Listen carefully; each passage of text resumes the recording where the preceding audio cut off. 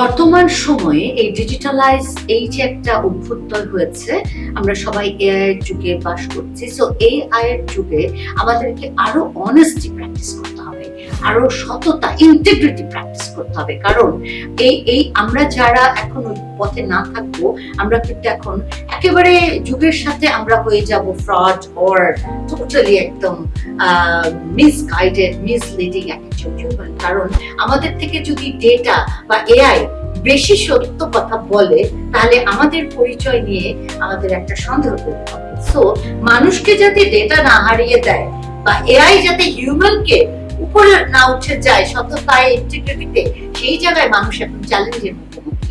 একটা কথা বলে না, মানুষ না ডেটা, আসলে মানুষের সেন্স কখনো ডেটার নিচে হাঁটতে পারে না যদি সে অনেস্ট থাকে এবং তার গ্রিড যদি শক্ত থাকে। তাহলে ডেটা এবং মানুষ মিলে যে সোসাইটি হবে, সেই সোসাইটি আসলে আমরা তৈরি